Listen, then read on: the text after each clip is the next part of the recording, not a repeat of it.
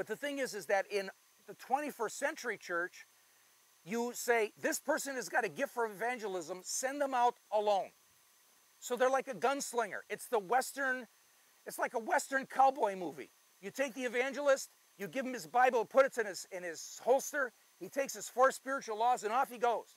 And he comes back and said, look what I got 8 of them. I got 8 saved souls, but you forget about them. And that's not it. What Jesus did, he develops a community of a solid core of 12. And he takes those 12, does he send them out alone? Never. He always sends them out in twos. They always went out together as a smaller community out there. And they came back as community. And again, I think we've missed part of that. I think really an aspect of becoming a disciple is as we take a look back to these days, back to our Hebrew heritage, coming back to the oneness that they felt, and to realize that when we follow Rabbi Yeshua, when he says go make disciples, he's not saying go out alone and do this alone. We have to do this as community. Another aspect of that too, as they're here in the Insula, we talk about this oneness. Jesus expresses this. It's his heart's desire. And I always like to say this. There's many men or many women who will expound upon the Bible. And it's wonderful, and there's great teachers out there and so on.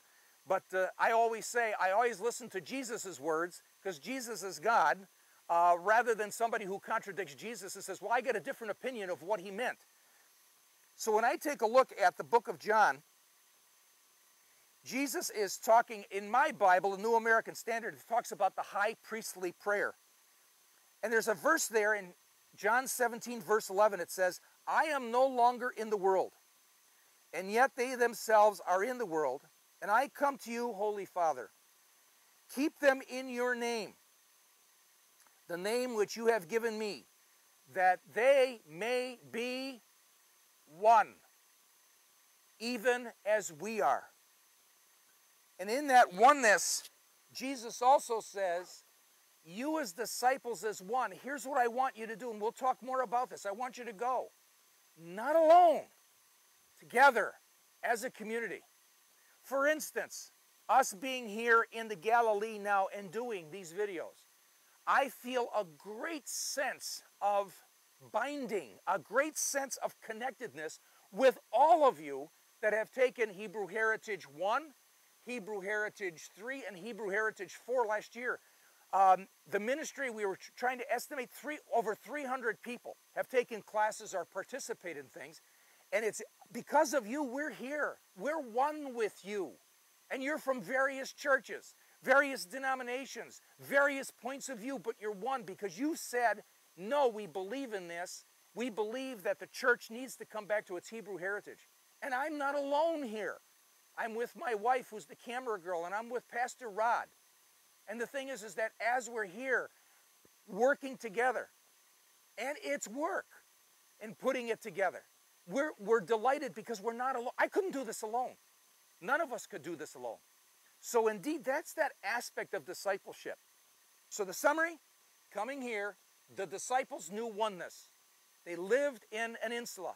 They knew the oneness of family, the oneness with the entire town, and this town, Capernaum, or this town, Korazim, is also one with Capernaum, even though it's far away. Why? Because they have the same view of God. We don't have that anymore. We've got one church and another church. We don't feel any unity anymore. That unity that they had, especially among deeply devoted religious Jewish people, we just don't sense that. But somehow, I believe, through the Hebrew heritage and teaching the Hebrew heritage, we are becoming one.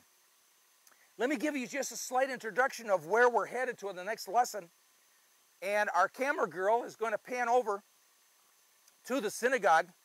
I'm going to walk slightly over there. I'm going to walk into one of the insula rooms here. Walk into this one specifically.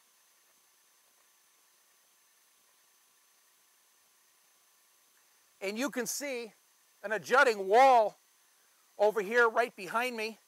That's the synagogue. Now this synagogue itself was built Again, 4th century, Common Era, 4th century AD. But also, this is an aspect of importance of what it means to be a disciple, to understand what this is.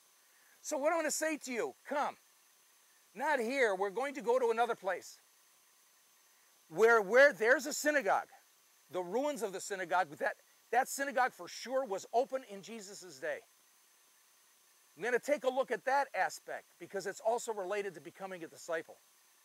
So my prayer for all of us is that we can come back to this idea of oneness, of unity, of being together, realizing that we cannot do this alone. So if you have to have a gift of evangelism, you better find another evangelist. If you have a gift of teaching, you better find another teacher. If we're Christians, we need to do this as community. And may it be, Lord, that indeed you would bless us that way. Well, we're going to be heading to that place that I can take you in terms of that synagogue and how it affects discipleship. Come.